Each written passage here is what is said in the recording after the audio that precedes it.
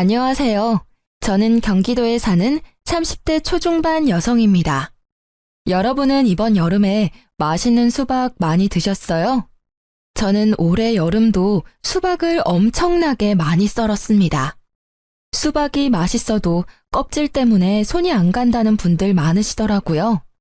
어렸을 때는 엄마께서 수박 손질해서 냉장고 넣어두시곤 했는데 그게 바로 자식 사랑하는 마음이셨겠죠? 저는 그런 마음으로 열심히 맛있는 과일을 고르고 세척하고 다듬어서 판매하고 있는 과일 도시락 가게 사장입니다. 제 밑에 1살 차이 나는 여동생과 함께 가게를 운영하고 있습니다. 과일 도시락 한다고 하면 그게 돈이 되냐며 여쭤보는 분들 많으세요. 요즘은 1인 가구도 많고 간편한 걸 추구하는 시대다 보니 꽤 장사가 잘 되고 있습니다. 대학생부터 바쁜 직장인분들까지 다양한 연령대에서 많이 주문해주고 계세요. 그에 보답하기 위해 동생과 저는 휴가를 떠나도 무조건 맛있는 과일, 당도 높은 과일 찾으러 다닙니다. 그렇게 저희 자매가 적은 돈으로 창업한 게 대박나서 가게 때문에 진 빚은 따로 없어요. 코로나 때도 주문건이 오히려 급증했고 병원이나 자가격리하는 분들께 많이 배달 갔습니다. 다행히 아직까지 큰 위기는 없어서 지금까지 잘 운영하고 있네요. 이제 끝나지 않을 것 같던 여름이 끝나가고 있어서 저와 여동생은 드디어 수박의 곤래에서 벗어날 수 있게 됐습니다. 평소에 동생이랑 과일 손질하면서 귀로는 열심히 사연 라디오를 듣고는 하는데요. 동생이 제 시댁 사연도 보내보면 어떻겠냐 해서 용기 내서 보내봅니다. 만약 제 사연 읽어주시면 그때도 저는 일하면서 듣고 있을 것 같아요. 저는 제 친구의 소개로 제 남편을 만나게 됐습니다. 남편은 연봉 좋은 IT 회사에 다니는 아주 멀끔한 청년이었습니다. 정확히 말하자면 제 친구 남편의 가장 친한 친구가 바로 제 남편이었어요. 서로 가장 친한 친구를 소개시켜준 거죠. 저는 일하느라 바빠서 연애 안 하고 남편은 허우대 멀쩡하고 얼굴도 괜찮은데 그냥 연애를 못하는 남자였대요. 제 친구 말로는 남편이 20대 끝자락까지 제대로 된 연애를 전혀 해보지 못했다고 합니다. 겉보기에 어디 문제가 있는 것도 아닌데 항상 연애 이야기만 나오면 자존감이 무척 떨어져 보였다 하네요. 친구가 자기 남편 따라 모임할 때면 제 남편만 늘 혼자 참석했대요. 겪어보면 참 좋은 사람 같았는데 항상 혼자 있는 모습을 보며 친구는 제게 그 사람을 꼭 소개시켜주고 싶다고 생각했대요. 저는 혹시라도 그 사람이 어디 모자란 사람이 아닐까 걱정도 했는데요. 아무렴 친구가 그런 사람을 제게 소개해줄 리 없다 생각하고 소개팅에 속는 셈 치고 나가봤습니다. 처음 만났을 때 남편은 저와 눈을 잘 못 마주치더군요. 완전 쑥맥이구나 싶었는데 두 번째 만남에서는 낯가리는 게 없어졌는지 말도 잘하고 유쾌했습니다. 저는 단도직입적으로 남편에게 물었어요. 성원 씨는 왜 그동안 연애를 못했어요? 혹시 저처럼 일 중독인가요? 농담인 거 아시죠? 저의 농담 섞인 물음에 남편은 당황한 얼굴이 역력했어요. 그러다 제게 솔직히 털어놓더군요. 사실 저희 엄마께서 좀 많이 극성이세요. 그때 남편의 얼굴에 드리우는 그림자를 보며 뭔가 저만의 사정이 있구나 싶었어요. 전혀 마마보이로는 안 보였으니 저는 차분히 이야기를 들어보기로 했습니다. 남편이 평범하게 연애를 시작하려고 하면 그럴 때마다 어떻게 어머니께서 아시고는 상대방 여자를 알아내 둘 사이를 회방 놓았다고 합니다. 어머니 본인이 검증한 사람 아니고서는 절대 집안에 못 들이신다고요. 대신 어머니께서 교회에 있는 참한 처자 연결시켜준다고 항상 소개해 주셨다네요. 그렇게 만난 사람들은 이성적으로 끌리지도 않고 서로 마음에 안 들어서 연애를 그냥 포기했다고 말하는 남편이었습니다. 그 사정이 짠하기도 하지만 이런 사람과 만약 결혼한다고 상상하니 조금 암담하더군요. 게다가 저는 기독교인도 아니었습니다. 아들에게도 감당하기 힘든 어머니인데 며느리에게는 얼마나 버거울까 싶었어요. 그래서 저는 조금 속물 같아도 어쩔 수 없이 제 미래를 위해 남편을 멀리 했습니다. 그런데 이상하게 남편의 얼굴이 계속 생각나더군요. 이건 뭐 상사병도 아니고 일하다가도 매번 그 사람 얼굴이 아른거려서 아주 혼났습니다. 제가 남편에게 정중하게 거절의 의사를 밝혔지만 남편은 답장이 없어도 포기하지 않고 연락을 계속하더라고요. 날씨가 좋은데 산책이라도 가지 않겠냐는 그런 말들을 보면서 어느 순간 저 또한 마음이 열렸습니다. 가끔 만나서 밥 한 끼 먹고 영화 한 편 보고 그러다 자연스럽게 정이 붙었어요. 남편을 만나볼수록 너무 착하고 선한 사람이란 걸 알게 됐습니다.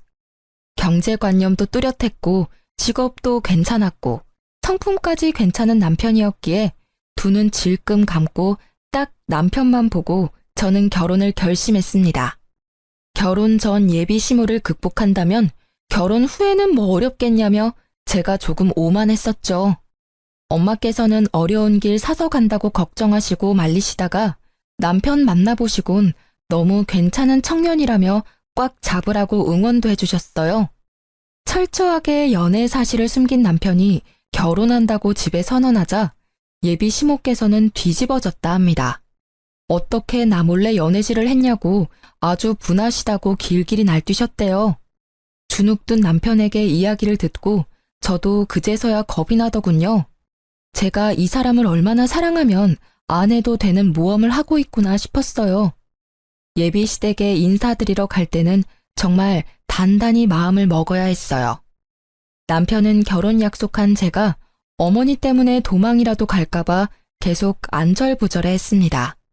저는 그런 남편을 안심시키고 스스로 마인드 컨트롤했고요. 어떤 상황이 일어나도 놀라지 말자, 겁먹지 말자. 이 두 가지만 생각하고 예비 시댁에 인사를 드리러 갔습니다. 당시에는 무슨 담력 테스트라도 하는 기분이었어요. 지금에서야 웃으며 이야기할 수 있네요. 그때는 정말 심각했습니다. 어머니, 좋았어요. 어머님, 안녕하세요. 처음 뵙겠습니다. 예비 시모는 남편을 한번 휙 노려보시더니 이내 제게 말씀하셨어요. 그래요. 종교는 있고? 아, 어머님, 저는 무교입니다. 아, 부모님께서는? 어머니께서 불자세요. 아버지는 저처럼 무종교이시고요.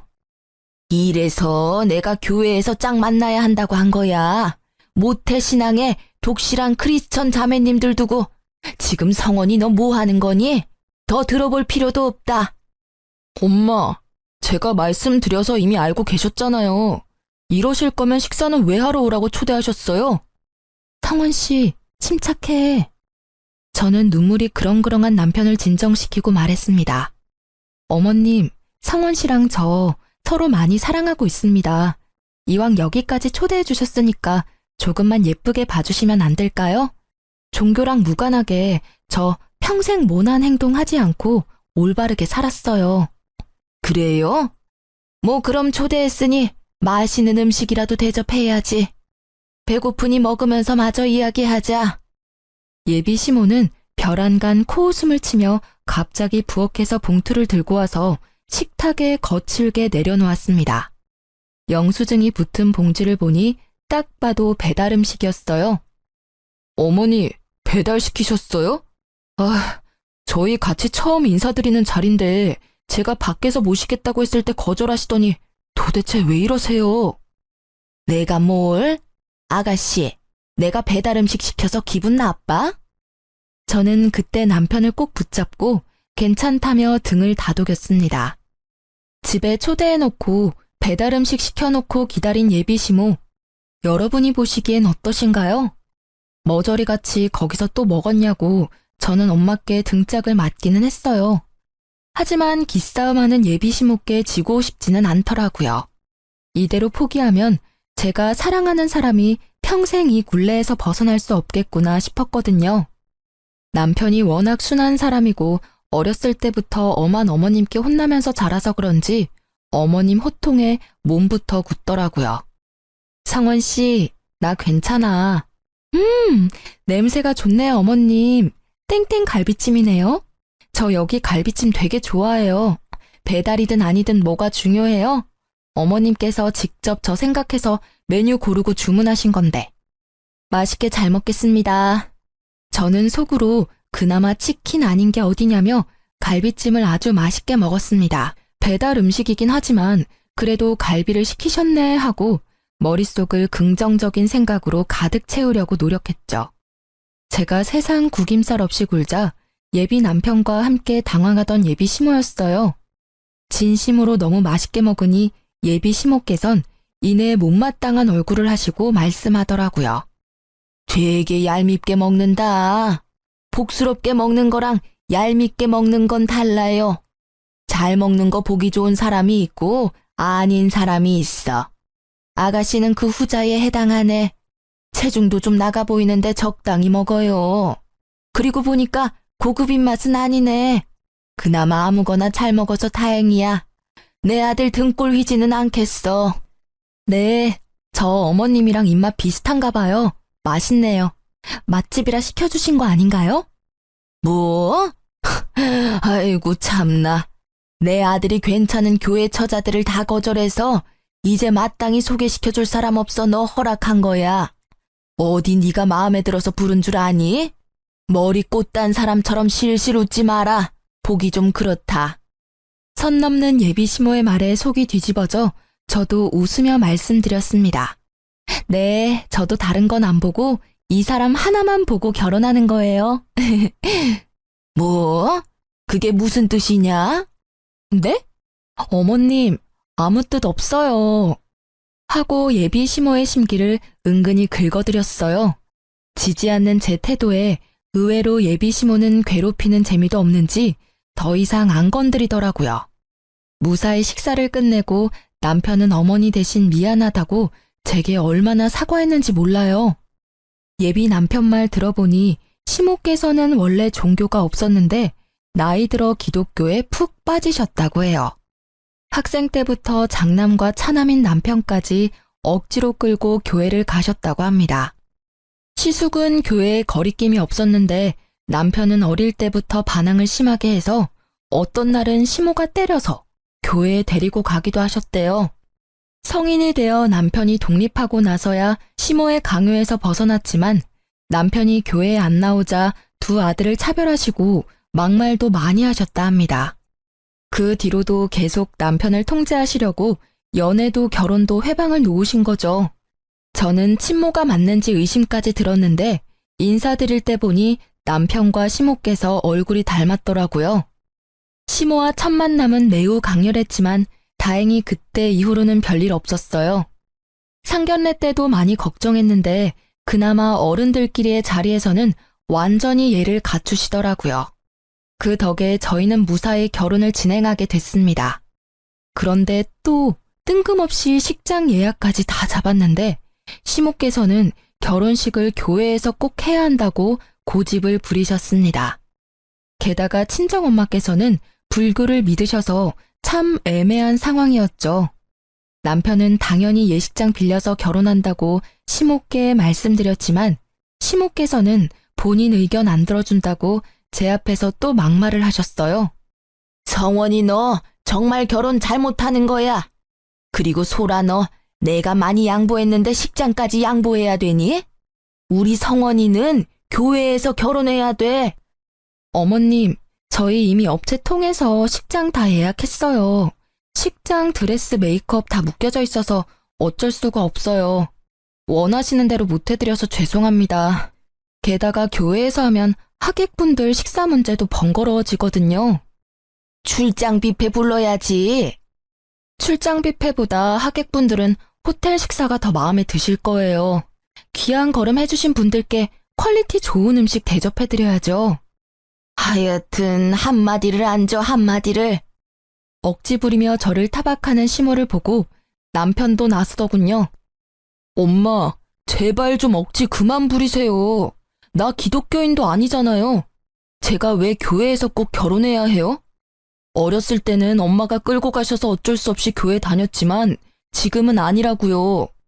그러니까 당연히 교회에서 할 필요는 없죠. 왜 이 사람 탓을 해요? 우리 둘 다 무교니까 식장 빌려서 결혼하는 게 당연한 거잖아요. 게다가 예약 다 끝났고 남은 잔금만 치르면 끝인데 왜 이제 와서 이러시는 건데요?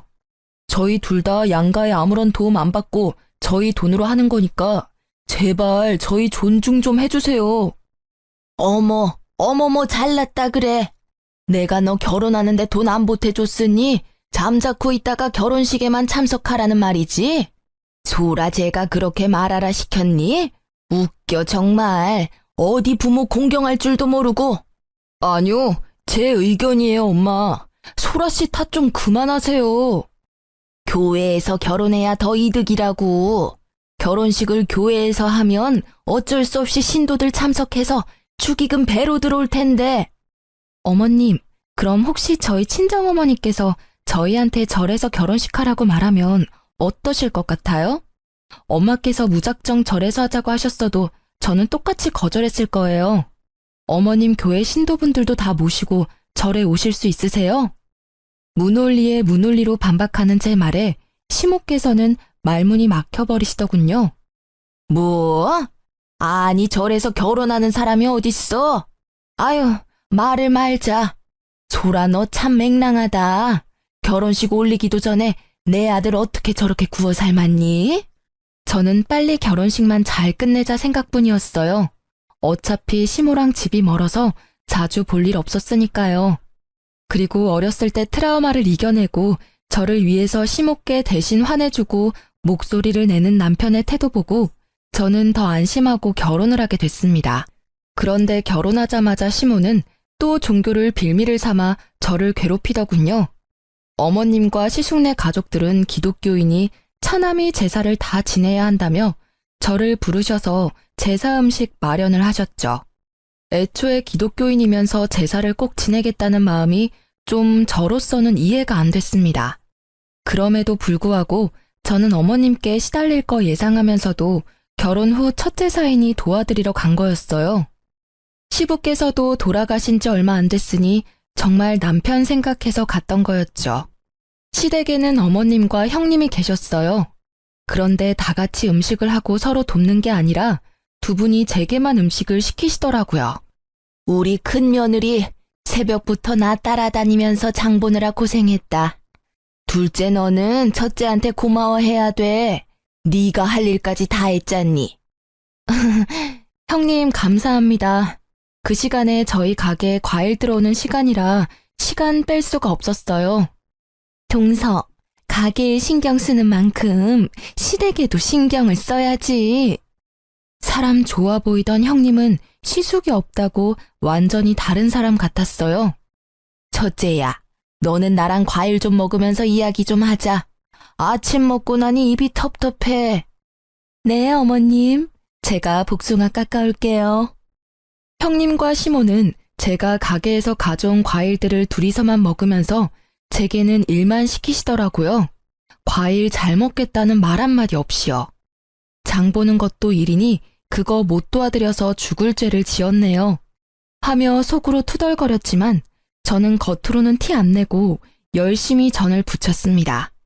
전만 부쳤을까요? 이거 해라 저거 해라 소파에서 명령하는 형님과 시모의 행동에 저는 너무 놀랐어요. 남편이 있을 때야 저도 시모께 지지 않으려 말대꾸했지만 남편 없는 곳에서는 혼자라서 뭐라 말대꾸도 잘 못했거든요. 그땐 더 어리기도 했고 저만 외톨이인 그 상황이 좀 무서웠어요. 알겠다고 웃다가 저는 미소도 말도 잃고 묵묵히 일했습니다. 좀 도와달라고 했는데 외면하고 둘이서 저를 따돌리는 모습을 보면서 사진도 틈틈이 찍어 놓으면서 제사 음식을 마련했습니다. 저도 참 독하죠. 애초에 제가 이 정도로 안 독했으면 남편이랑 결혼 생각도 못했을 거예요. 사진이랑 동영상 찍어서 증거를 남겨놔야 다음에는 두 사람이 저를 안 괴롭힐 것 같았거든요. 두 사람은 뭐가 그렇게 마음에 안 드는 건지 제가 열심히 꼭두각시 인형처럼 일하고 있는데도 저를 비난하더라고요. 동서는 과일 깎아서 파는 게 뭐가 돈이 된다고 동생까지 끼고 그런 헛짓거리를 하고 있어? 그게 돈 뭐 얼마나 번다고. 아휴, 그냥 차라리 우리네가 용돈 줄 테니 여기서 어머님 모시면서 살아. 그러니까 말이다. 나는 처음에 뭔 도시락 가게를 한 데서 뭐 그러려니 했는데 과일 도시락이라 해서 얼마나 웃었는지 모른다. 대학까지 나온 애가 한심하게 왜 저러고 있는 건지. 며느리 뭐 하냐고 신도들이 물으면 말하기 참 그래. 차라리 너처럼 전업주부면 몰라. 저는 고무장갑을 빼고 두 사람에게 다가갔습니다. 저 가게일 제쳐두고 와서 종일 혼자서 음식 장만했는데 말씀이 심하시네요. 어머, 일하다가 말고 뭐 하는 거야? 화났다 뭐 이거야? 동서 일한 거 어련히 수고비 안 챙겨줄까? 수고비 안 챙겨주셔도 저 충분히 많이 벌어요. 돈이 문제가 아니라요. 사람 불러놓고 이러는 거 아니죠. 아까 중국집 배달 왔을 때도 저 많이 참았어요. 먹어보란 말도 없이 두 분이서 탕수육 드시고 저는 남은 자장면 불어 터진 거 먹으라고 주고 가셨잖아요. 저 이런 취급 당하려고 온 거 아니에요. 좋은 마음으로 도와드리러 왔는데 두 분 아무리 저보다 윗 어른이시라지만 이게 무슨 경우예요? 공경도 할 만해야 공경하죠. 도저히 못 참겠네요. 제 행동에 시모와 형님은 벙쪄 있었고 그때 마침 남편이 도착했어요. 이게 다 무슨 말이야? 저는 남편을 보자 눈물이 앞을 가렸고 시댁 작은 방에서 잠시 남편을 붙잡고 이야기했습니다. 남편이 무슨 일이냐며 달래주고 저는 종일 있었던 일 말하며 찍었던 사진들과 동영상도 보여줬습니다. 나 오늘 충분히 할 만큼 했어. 아니, 나 지금껏 충분히 노력했어. 이제 당신 어머니 진절머리나. 오늘은 형님까지 합세하셔서 내가 오늘 얼마나 비참했는지 당신은 몰라. 형님이랑 어머님? 자기들끼리 탕수육에 잔치 벌이고 나는 일 다하고 불어터진 자장면 주더라. 내가 아무리 독한 마음 가져볼래도 너무 서럽더라. 나 당신 하나만 보고 결혼했는데 막상 하고 나니 너무 힘들다. 이제 겨우 시작인데 내가 앞으로 버틸 수 있을지 모르겠어. 여보, 이런 취급받게 해서 너무 미안해. 이게 다 내가 못나서 일어난 일이야. 집에 가자. 다신 여기 안 와도 돼. 남편은 제 손을 잡고 작은 방에서 나와 시댁 거실 중앙에 섰습니다. 남편이 뭐라 말하기도 전에 시모가 먼저 말을 꺼냈습니다. 또 저 건방지다고 할 줄 알았는데 이번엔 또 다르게 저를 골리시더라고요. 우리 작은 며느리 손맛이 아주 좋아. 성원이 넌 결혼 잘했다. 앞으로는 소라가 전적으로 오늘처럼 시댁 제사, 시댁 행사 음식하면 되겠어. 저는 앞치마를 벗어던지고 말했어요. 온 가족이 함께하는 것도 아니고 어떻게 막내 며느리한테 일을 다 떠넘기실 생각만 하세요? 어머님 정말 실망이에요. 이 정도일 줄은 몰랐습니다. 저 이제 어머님이랑 잘 지내보려고 노력 안 할 거예요. 아니, 저 대드는 것 좀 봐라. 저 맹랑한 것. 기분 안 상한 척 늘 빙구처럼 실실 웃더니 이제야 본색을 드러내네. 성원아, 너도 봤지? 남편은 그런 시모를 쳐다보지도 않은 채 외면하며 말했습니다. 오늘부로 저 이 집 사람 아닙니다. 딱 이 한마디만 했을 뿐인데 남편의 선언에 시모는 뒷목을 잡으면서 쓰러지는 신용을 하더라고요.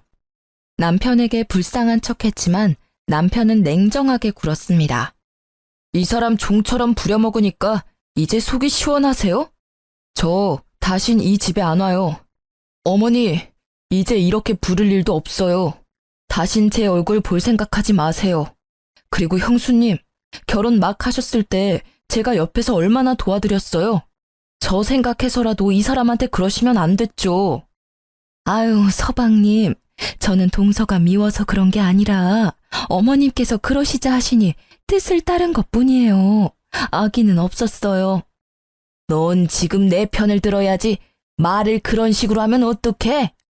어머님, 그게 아니라. 다들 이렇게 서서 뭐 하세요? 마침 도착한 아주버님은 사태 파악하시느라 정신 없어 보였네요. 형, 나 형도 안 볼 거야.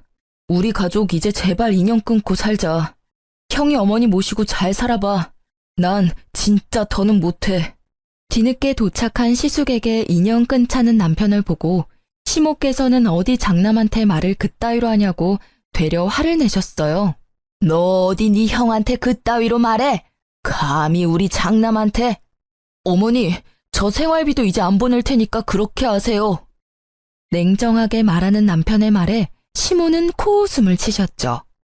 남편이 시모께 생활비를 보탠지는 저도 잘 몰랐습니다. 각자의 수입은 각자 관리하고 생활비만 각출해서 썼으니까요. 생활비는 우리 장남이 주고 있는데 넌 무슨 헛소리냐?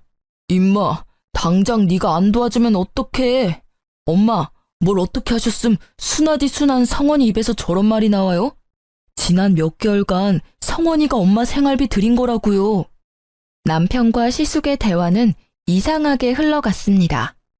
들어보니 시숙께서는 다니던 회사에서 정리해고를 당하셨고 형님과 시모께 차마 말도 못 꺼낸 채 매일 회사에 출근하는 척 했던 거예요. 그래서 대신 여유로운 남편이 형님네와 시댁 생활비 구멍나지 않게 메꿔줬던 거고요. 금방 마땅한 일자리를 못 구하고 있던 아주버님은 매일 정장을 입고 출근하는 척 하시곤 면접 보러 다니거나 일용직 일을 하셨다 합니다. 상황을 전혀 모르고 있었던 형님과 시모는 주저앉더라고요. 아주버님은 어머님께 쓴소리를 하다가 이내 형님에게 왜 섣불리 행동했냐며 큰 소리를 내고 말았습니다. 당신은 엄마가 아무리 그러시자 해도 당신까지 그러면 안 되지. 당신도 결혼할 때도 똑같이 겪었으면서 그때 내 동생이 얼마나 당신 편 들어줬어. 은혜를 갚지는 못해도 이렇게 뒤통수 치면 안 되지. 형님은 바로 깨갱하며 잘못했다고 용서를 구했죠. 미안해, 동서. 내가 생각이 짧았어. 형님이 미안하다고 하셨지만 저는 열이 받을 대로 받아서 사과 받기 싫다고 외면했습니다. 그러자 아주버님도 함께 사과하더군요. 재수씨, 제가 정말 면목이 없네요. 죄송해요. 시부께서 돌아가시고 시숙이 시댁의 실질적인 가장이기에 시모께서는 장남 눈치를 엄청 봤었는데요. 알고 보니 남편이 도와주고 있었으니 시모도 금방 꼬리를 내리셨죠. 아니 뭐 결혼 후에 신고식 한 거 가지고 그러니. 남자들은 빠져라, 여자들 일이니. 소라야, 내가 미안하다. 서운하게 느꼈으면 말이다. 나는 평소대로 했는데 네가 너무 오늘따라 많이 감정적인 것 같구나. 그러자 아주버님이 답답하다는 듯 시모에게 따졌습니다. 엄마, 사과를 하시려면 좀 진정성 있게 똑바로 사과하세요. 인정 못 하시는 거예요? 제발 연세 좀 생각하세요. 철 좀 드시라고요, 제발. 안 되겠어요. 저 이번 주부터 교회 안 나갑니다. 이제 엄마께서 부탁하시는 일 저도 안 해요. 에이그, 뭔 소리야 그건. 너 지금 교회 얘기가 왜 나와? 멀쩡히 다니던 교회를 왜 안 가? 엄마가 평생 소원이라고 둘째 교회 안 다니니까 저라도 나오라고 제발 부탁한다고 그렇게 말씀하셔서요. 저 아무리 피곤해도 이 사람 데리고 같이 교회 나섰어요. 그런데 엄마는요, 교회랑 교회 사람들 챙기기 이전에 집안에 들인 귀한 식구부터 챙기세요. 어떻게 한 식구 된 사람을 이렇게 구박하세요? 지금 제가 아무리 뭐라고 해도 안 바뀌실 거 알아요. 그러니 제가 그냥 교회를 안 나갈게요. 그럼 좀 바뀌시겠죠. 이러다 저희 형제간도 원수 되겠어요. 저도 어느 정도 예상은 했지만 시모께서는 정말 신앙심이 깊은 것보다는 교회에 매일 자식 자랑을 하러 다니시던 거였어요. 본인께는 자랑거리인 아들들인데 저희 남편 둘째는 교회 질색하고 큰아들인 시숙이라도 어떻게 데리고 가셨는데 이제 못 데려간다니 겁이 나셨나 봐요. 시모는 갑자기 울먹거리곤 잘못했다고 남편에게 용서를 구하기 시작했습니다. 차마 그 모습을 지켜보기도 그렇고 그렇다고 어머님의 진심 없는 사과를 받고 싶지도 않아서 저와 남편은 함께 집으로 돌아갔습니다. 그날 누구의 사과도 받아들이지 않고 시댁을 벗어났죠. 그러니 저와 남편에게 매일같이 미안하다고 3명에게 번갈아가며 연락이 왔습니다. 남편은 이참에 번호를 바꾸자고까지 말했어요. 저뿐만 아니라 긴 세월 남편 가슴에도 단단히 응어리가 져 있었던 것 같습니다. 그렇게 연락을 끊고 지내니 회복은 빠르게 되더군요. 저와 남편은 굳이 그날 일과 시댁 관련 일은 서로 말 꺼내지 않았어요. 그런데 어느 날 가게에서 찾아온 시숙과 형님, 그리고 시모를 보는데 그날 기억이 떠오르면서 트라우마가 생길 것 같더군요. 다행히 가게에는 저보다 더 기센 여동생이 함께 있었습니다. 안녕하세요. 어머, 다들 갑자기 어쩐 일이세요? 제 동생은 이미 제게 들어 사정을 다 알고 있었지만 밝은 얼굴로 시댁 식구들께 인사했고 저는 인사도 하지 않은 채 조용히 과일을 세척하고 있었습니다. 이 나이 먹고 내가 며느리한테 사과하러 여기까지 왔어요. 그런데 아무리 서운하다 해도 어른이 왔는데 눈길도 안 주고 인사도 안 하네요. 여전히 말을 밉게 하는 시모와 옆에서 눈치만 보고 있는 형님 대신 아주버님이 한마디 하셨어요. 사과하러 왔는데 엄마 여기서도 심술 부릴 거예요? 아, 그래, 사과하자고. 얼른 하고 가자고. 그러자 제 동생은 별안간 웃음이 빵 터져서 웃었어요. 사돈 처녀는 뭐가 그렇게 웃겨서 어른 두고 그렇게 웃음이 터졌어요? 어머, 죄송해요. 제 가게에서 제가 웃는 것도 맘대로 못 웃는 거죠? 사과하시러 오신 건 맞으세요? 그럼 말로만 사과하시면 안 되죠. 언니, 먼저 퇴근해. 응? 언니 종일 부려먹은 거 사과하고 싶으시다잖아. 내가 기회는 드려야지. 언니는 그만 들어가 봐. 자자, 이럴 시간이 없어요. 얼른 앞치마들 하시고요. 제가 매뉴얼 설명 드릴 테니 그렇게만 하시면 문제 없습니다. 위생모 써주시고요. 당황해하는 시댁 식구들께 동생은 위생모와 앞치마를 내밀고 형님과 시숙은 말없이 착용하더라고요. 반면 시모는 눈에 쌍심지를 켜셨죠. 사돈 처녀, 지금 뭐 하자는 거야? 내가 사과 안 됐지 일하러 왔댔어? 니들은 또 왜 그걸 하고 있어? 얼른 벗어. 어쩌죠? 말로 하시는 사과는 별로 안 받고 싶은데 왜 진심도 없는 사과를 자꾸 하세요? 저희 언니가 받기 싫다잖아요. 근데 그때 저희 언니 무임금으로 부려먹으신 건 갚으셔야죠, 사돈 어르신. 제 동생은 저를 조기 퇴근시키고 기어코 시숙, 형님 그리고 시모께 가게 일을 시켰습니다. 저희가 가게는 조그맣지만 하루에 한 트럭 과일이 배송 오면 다 정리하고 세척하고 다듬는 게 시간이 많이 걸려요. 시모는 아들들이랑 화해는 하고 싶으니 마지못해 일을 하기 시작했죠. 동생은 자기보다 나이 많으신 제 시댁 식구들에게 야무지게 일을 시켰대요. 이거 이렇게 힘들다고 던지시면 과일 흠집 나요. 아유, 입으로 들어가면 다 똑같지. 이제 흠집 날 때마다 그 과일은 개인 사비로 구매하셔야 돼요. 제가 계속 지켜보고 있으니까 과일 던지지 마세요, 절대. 코딱지만한 가게에 웬 과일이 이렇게 많아?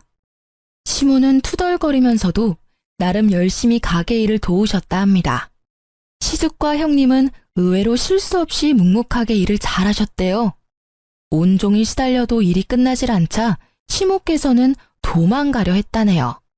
어디 가세요? 아니, 사돈처녀, 내가 급하게 일이 생겨서. 하시던 일은 다 마무리하셔야죠. 드실 점심도 이미 시켰는데요. 아이고, 사돈 어르신, 퇴근은 아직 멀었습니다. 얼른 다시 들어가 주세요. 시모는 입을 삐죽거리며 다시 일하러 들어가고 형님과 시숙은 군말 없이 열심히 땀까지 삐질거리며 도우셨다고 합니다. 오후 5시까지 일을 시킨 동생은 오늘은 일당이 없다고 얘기했다고 합니다. 시숙과 형님은 알겠다고 고개를 끄덕이고 어머님께서는 분하다고 망고를 몇 개 챙겨가시더래요. 분하다고요. 그렇게 저 대신 동생이 야무지게 복수해줬네요. 동생이 적당히 시댁 식구들 돌려보낼 줄 알았는데 전에 저 오는 것 보고 마음이 많이 쓰였었나 봐요. 그런데 시숙과 형님께서는 내일도 오면 안 되냐고, 내일은 돈 줄 거냐고 여쭤보셨대요. 일손 부족하면 돕겠다고요. 이쯤 하셨음 언니도 마음 풀렸을 거예요. 잘 말씀드릴게요. 내일은 안 오셔도 돼요. 저도 티는 안 냈지만 불편했거든요. 오늘 아무쪼록 고생 많으셨습니다. 드시고 싶은 과일 몇 개 챙겨가세요. 돈은 못 드리지만요. 여기 장사가 되게 잘 되네요. 아침에 들어온 과일들 거의 다 나갔잖아요. 둘이 일하시기엔 너무 일이 힘들 것 같아요. 저희가 도울게요. 말씀드리기 좀 그렇지만 저희 남편 아직까지 실직 상태라 형편이 좀 어려워요. 도울 수 있는 일 있으면 도우면 안 될까요? 그리고 전에 동서한테 함부로 말해서 진짜 미안했다고 사과 좀 전해줄래요? 시숙은 자존심 때문인지 아무 말도 못 꺼내고 대신 형님께서 가게의 사정이 여러모로 힘들다고 하소연했다고 합니다. 저희 동생은 냉정한 편이라 얄짤없이 다 큰 분들이 알아서 일자리 구하시라고 쫓아냈다고 합니다. 동생도 형님이 이때까지 제 욕을 어떻게 했는지 저를 통해 다 들었으니까요. 갑자기 장사 잘 되는 거 보고 혹해서 태도 바뀌는 게 아닐 것 같겠죠.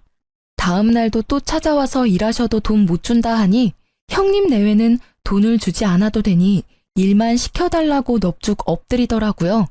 저는 깜짝 놀라 이러들 나시라고 했죠. 왜 이러시는 거예요? 저 마음 정말 불편해요. 재수씨, 저희 일 좀 가르쳐주면 안 돼요? 난데없이 가게 일을 배우겠다고 하시는 시숙과 형님의 말에 저는 적잖이 당황했습니다. 자식들은 커가고 이 나이에 새로 취직하는 것도 너무 어렵네요. 재수씨, 이유 좀 낼 생각 없어요? 정말 염치 없지만 좀 도와주세요, 재수씨. 동서, 내가 진짜 잘못했어. 죽을 죄를 졌어. 한 번만 봐주라, 응? 2호점을 낼 생각도 누군가에게 저희 사업 비법을 전수할 생각도 하지 못했는데 아주버님이 저희 가게랑 상권이 너무 메리트 있다는 말을 하시며 애원하는데 제 돈 드는 것도 아니고 속도 없이 또 도와드리게 됐습니다. 사실 제가 도와드렸다 하지만 동생이랑 저는 두 분이 계시니 쉬는 시간이 더 늘어서 한편으로는 좋기도 했습니다. 가게가 좁아서 4명이나 있기엔 비좁았고 2호점을 내기 전까지만 저는 일을 쉬고 제 동생의 진두지휘 아래 아주버님 내외가 저희 가게에서 함께 일을 시작했습니다. 그렇게 두 분이 2달 가까이 치열하게 배우셨고 저는 그만큼 월급도 든든하게 챙겨드렸습니다. 저는 두 분이 가게에 계신 덕분에 시간이 나서 여행도 다녀왔습니다. 제가 가게에 복귀하고 더 이상 일손은 필요 없다고 말씀드리니 이때까지 정말 고마웠다며 그동안 몸은 힘들어도 일 배우는 게 너무 행복했었다고 하더라고요. 그렇지만 아직도 제가 화난 줄 알고 더 이상 갈 곳이 없어졌다며 앞날을 걱정하더라고요. 아니, 여기에서 두 분 충분히 가르쳐드렸잖아요. 이제 2호점 오픈하셔야죠. 그 동네에 오픈하실 수 있게 도와드린다니까요. 이제 저희 가게는 나오실 필요 없어요. 제 말을 이제야 이해한 두 분은 부둥켜 안고 눈물까지 흘리더군요. 그렇게 제가 2호점 오픈까지 도와드리고 남편은 제게 대인배라 박수 쳐줬어요. 저와 달리 남편은 아직까지 형 내외와 어머님이 밉다고 연락조차 안 했거든요. 남편은 제게 미안해하면서 고마워했습니다. 여보, 내가 진짜 결혼을 잘했다. 나 믿고 결혼해달라고 졸라놓고 내가 막상 한 게 아무것도 없어서 미안해. 시모는 그 모든 과정을 지켜보시곤 크게 깨달은 바가 있었는지 그냥 하는 사과가 아니라 어느 날 가게까지 찾아와 진심으로 제게 미안했다고 사과했습니다. 소라야, 내가 너무 철없었지? 미안하다. 너 보고 내가 많이 놀랐어. 굳이 그럴 필요까지 없는데 나서서 큰아들 내외까지 신경 써주고. 나보다 네가 낫다. 성원이는 아직도 화가 많이 났지? 나도 결혼하고 의지할 곳이 많이 없었어. 근데 교회 다니면서 사람들 만나고 거기서 자식들 자랑하다 보면 내가 너무 특별해지는 기분이 들었어. 너무 행복했지. 그래서 자식들 더 괴롭혔어. 특히 교회 안 간다는 성원이한테는 더 모질게 굴었지. 이제 그렇게는 안 살려고 한다. 시모의 진심을 남편에게 전해봤지만 남편은 어머니 안 보겠다는 말이 아직 유효하다고만 말했어요.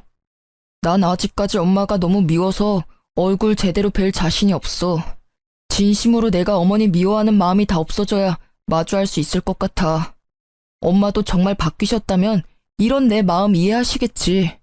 이제 효도는 형한테 다 맡길 거야. 형한테는 엄마가 때리거나 모질게 대한 적 없었겠지만 난 언제나 엄마한테 상처받기만 했어. 이렇게 남편은 냉정하게 밀어내더라고요. 저는 처음부터 남편만 믿고 결혼했으니까 착한 며느리 대신 그냥 남편의 아내로서 남편을 지지하기로 했습니다. 그 뒤로는 저도 시모와 따로 연락을 주고받지는 않았습니다. 어머님께서도 제게 따로 연락하지 않으셨어요. 아주버님에게 전해 들은 바로는 어머님이 기가 많이 죽으셨고 더 이상 억지나 심술을 부리지도 않으신대요. 돈 자랑 아들 자랑 하러 다니던 교회에서는 이제 아들 자랑 대신 신도들과 함께 자원봉사를 하고 지낸다셔서 조금 놀랐습니다. 그리고 어머님은 더 이상 첫째 내외의 경제적 도움을 안 받는다 하시네요.